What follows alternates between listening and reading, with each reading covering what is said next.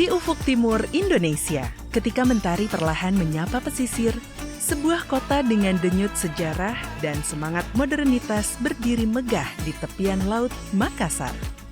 Kota yang tak hanya dikenal sebagai gerbang Indonesia Timur, tetapi juga sebagai ruang pertemuan budaya, perdagangan, dan peradaban yang telah tumbuh sejak ratusan tahun silam.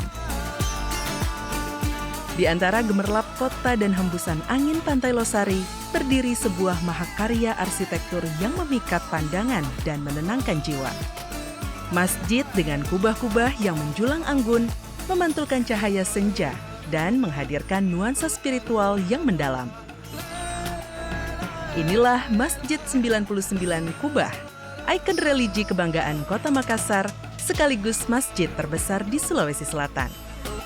Lebih dari sekedar tempat ibadah, Masjid 99 Kubah menjadi simbol harmoni antara iman, seni, dan identitas kota.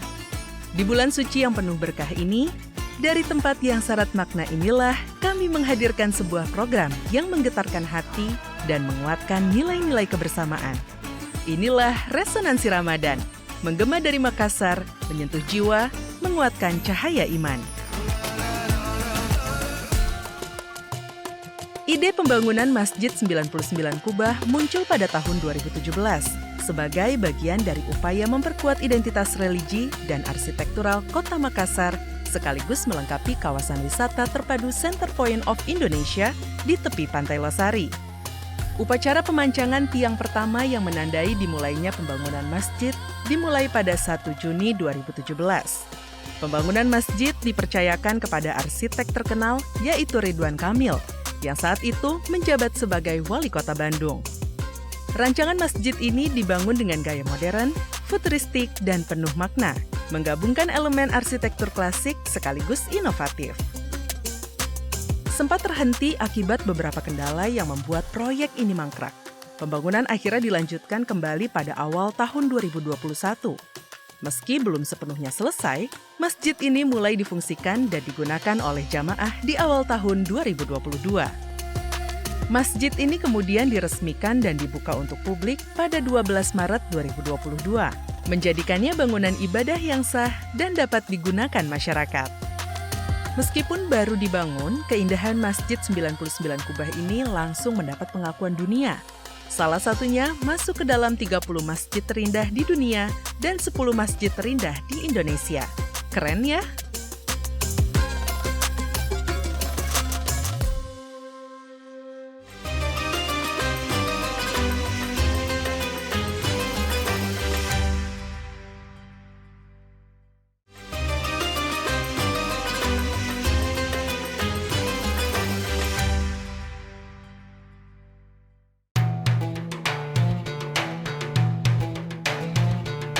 Jumlah 99 kubah tidak hanya menjadi angka hiasan, melainkan syarat akan makna. Asmaul Husna, sebagai lambang dan kesempurnaan sifat-sifat Allah Subhanahu wa Ta'ala, diharapkan menjadi inspirasi bagi seluruh umat Islam untuk lebih mendekatkan diri kepada Sang Pencipta alam semesta. Setiap kubah mencerminkan satu nama Allah, memperkuat nilai spiritual bagi siapapun yang beribadah di sana. Selain itu, desain bertingkat-tingkat pada kubah utama melambangkan perjalanan spiritual manusia yang terus meningkat dari dunia menuju kehadiran ilahi. Masjid ini juga dirancang ramah lingkungan dengan sistem pengolahan air hujan dan pencahayaan alami yang memperkecil jejak karbon. Memiliki konsep ruang terbuka dan sirkulasi udara yang baik, oleh karenanya masjid ini tidak membutuhkan pendingin ruangan sehingga ramah lingkungan. Dengan kapasitas yang dapat menampung kurang lebih 13.000 jamaah, selain fungsi utamanya untuk menunaikan sholat 5 waktu, Masjid 99 Kubah juga digunakan sebagai tempat kajian rutin, tabligh akbar, peringatan Hari Besar Agama Islam, serta kegiatan sosial keagamaan lainnya. Kehadiran Masjid 99 Kubah tidak hanya memperkaya nilai spiritual Kota Makassar, tetapi juga memperkuat posisinya sebagai destinasi wisata religi nasional. Setiap sore hingga malam, pantulan cahaya lampu dari kubah-kubah masjid memperindah panorama Pantai Losari, membuatnya menjadi spot favorit untuk berfoto dan bersantai. Masyarakat Makassar sendiri menyambut antusias kehadiran masjid ini. Banyak acara keagamaan, mulai dari sholat berjamaah, kajian Islam, hingga festival keagamaan diselenggarakan di sini, menjadikan masjid ini lebih hidup dan dekat dengan masyarakat. Alhamdulillah kalau di kawasan sini itu adalah kawasan Pantai Losari namanya. Di sini ada Masjid 99 Kuba, kemudian ada Masjid Terapung di sini, Amirul Mukminin, dan tempat ini menjadi tempat destinasi sebelum buka puasa, setelah buka puasa, bahkan setelah tarawih bersama. Jadi tempat ini ramai, bahkan juga selain ngabuburit tunggu buka puasa, juga sambil menunggu sahur. Jadi di sini menjadi pusat kegiatan sehingga kita memberikan perhatian lebih terutama menyangkut sarana dan prasarana, fasilitas lainnya, terutama sekali adalah kesiapan aparat keamanan untuk mengantisipasi hal-hal yang kita tidak inginkan. Kalau di sini tiap malam ramai sekali, bukan cuma untuk sekadar beribadah di sini karena di sini ada juga kehidupan ekonomi dan sosial di sini. Jadi biasanya ada kajian-kajian, kemudian ada pedagang-pedagang, asongan yang di sini, kemudian ada pedagang kaki lima, ada warung-warung yang buka, dan alhamdulillah biasanya di sini kita ada pameran-pameran juga yang memberikan kesempatan kepada UMKM dan pengelola faktor-faktor produksi yang lain untuk bisa memanfaatkan bulan Ramadan ini. Kalau di sini biasanya ngabuburitnya di sini sambil mancing. Jadi ini daerah pantai di sini ada pisang ngepe, di sini ada banyak sekali kuliner lokal di sini.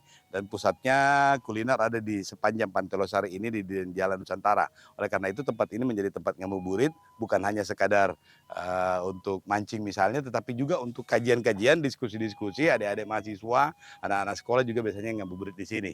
Dan ini yang biasanya meningkatkan interaksi sosial di bulan Ramadan ini. Terutama di Kota Makassar ini, hampir semua memusatkan perhatian dan kegiatannya itu di kawasan Pantai Losari ini.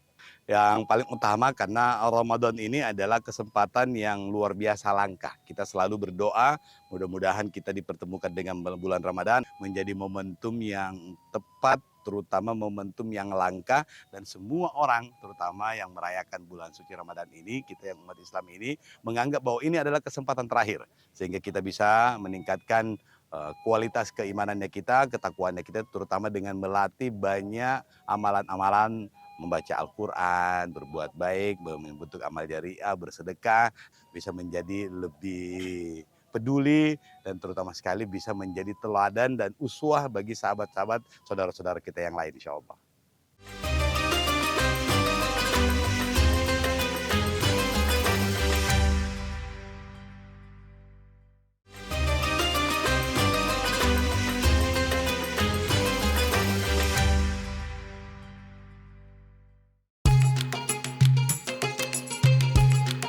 Seperti kubah-kubah yang menjulang membawa makna dan harapan, dari kota inilah lahir sosok pemimpin yang mengabdikan dirinya untuk rakyat. Semangat pengabdian itu tercermin dalam perjalanan politik Syamsur Rizal atau yang juga diakrab disapa Daeng Ical. Putra daerah yang kini dipercaya menjadi anggota DPR RI dari fraksi PKB mewakili daerah pemilihan Sulawesi Selatan I. Syamsur Rizal Marzuki Ibrahim lahir pada 30 Juni 1973 di Selayar, Sulawesi Selatan. Ia mengawali karir politiknya dengan menjadi anggota DPRD Kota Makassar pada periode 2004-2009. Bulan Ramadan tak menjadi alasan untuk mengurangi langkah pengabdian. Di tengah suasana bulan suci yang penuh berkah, aktivitas Daeng Ical justru semakin dinamis. Sebagai Ketua PMI Kota Makassar, Daeng Ical terus turun langsung menyapa masyarakat. Melalui berbagai kegiatan sosialisasi kepalang merahan, ia mengajak masyarakat untuk memperkuat semangat kemanusiaan, solidaritas, serta kepedulian terhadap sesama. Dalam sejumlah kesempatan, Daeng Ical juga hadir di berbagai forum dan seminar sebagai narasumber. Di hadapan para peserta, ia berbagi pengalaman, pandangan, serta gagasan tentang pentingnya pembangunan kepedulian sosial dan memperkuat peran kemanusiaan di tengah masyarakat. Rangkaian aktivitas ini menjadi bagian dari komitmennya untuk terus menggerakkan nilai-nilai kemanusiaan, bahkan di tengah padatnya agenda selama bulan Ramadan. Bagi Daeng Ical, Ramadan bukan hanya momentum untuk meningkatkan ibadah secara personal, tetapi juga kesempatan untuk memperluas manfaat dan menghadirkan energi kebaikan bagi masyarakat. Bulan Ramadan bukan menjadi penghalang untuk terus bergerak dan berbagi manfaat. Bagi Daeng Ical, bulan suci justru menjadi momentum untuk semakin memperkuat kepedulian terhadap masyarakat, termasuk di bidang pendidikan.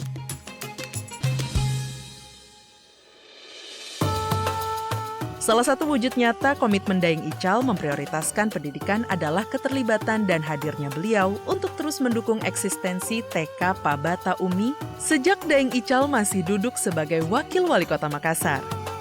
TK Pabata Umi adalah lembaga pendidikan anak usia dini yang berlokasi di kawasan tempat pembuangan akhir sampah Antang, Kecamatan Manggala, Kota Makassar, Sulawesi Selatan. Sekolah ini didirikan sebagai wadah pendidikan bagi anak-anak pemulung yang tinggal di sekitar kawasan TPA tersebut.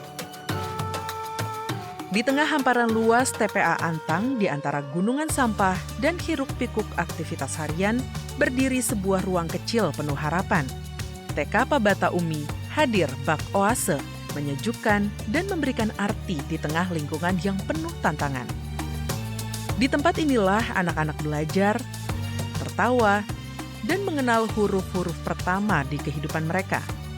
Suara lantunan doa dan bacaan Al-Quran menggema, menghadirkan cahaya di antara tumpukan yang kerap dipandang sebelah mata.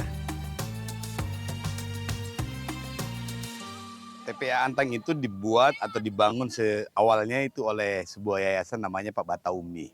Alhamdulillah saat kami diberikan amanah sebagai wakil wali kota dan pelaksana tugas wali kota itu kita kembangkan menjadi bukan hanya sekadar untuk tempat belajar yang informal, tetapi kita tingkatkan menjadi tempat belajar yang terakreditasi, terdaftar di pemerintah, menjadi TPA dan bukan hanya muridnya atau anak-anak para pemulung dan pekerja di tempat pembuangan akhir sampah itu, tetapi juga orang tua dan kakak-kakak mereka.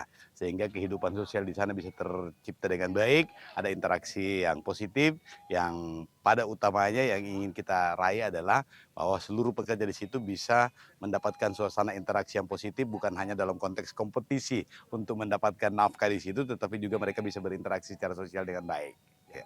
Sebelum dan setelahnya itu luar biasa perubahannya, karena mereka pada saat itu yang muncul adalah karena dari berbagai macam kelompok, sehingga mereka kompetisinya itu kompetisi untuk memperebutkan sumber daya. Sumber daya itu berupa sampah. Yaitu mereka kemudian tidak ada ikatan emosional, walaupun sebagian kelompok itu berasal dari keluarga yang satu rumpun. Tetapi karena berbagai macam rumpun juga ada di situ, sehingga ada kompetisi, ada persaingan yang kurang sehat. Nah setelah mereka bertemu, berinteraksi, orang tuanya juga sering-sering datang ke sana, berinteraksi. Alhamdulillah sekarang suasana menjadi lebih terbuka, lebih kekeluargaan, dan mudah-mudahan bisa meminimalisir konflik. Tetapi yang paling utama adalah karena mereka sudah berinteraksi secara positif, diharapkan muncul kerjasama untuk bagaimana menangani TPA secara sosial, bukan secara teknis karena ada pengelolanya juga. Mereka bisa memanfaatkan dengan baik dan berkelanjutan sehingga tidak ada konflik dan mereka bisa mendapatkan nafkah atau mata pencaharian di situ dengan optimal, insya Allah. Allahu Akbar, Allahu Akbar. Keberadaan TK Pabata Umi menjadi bukti bahwa harapan bisa tumbuh di mana saja.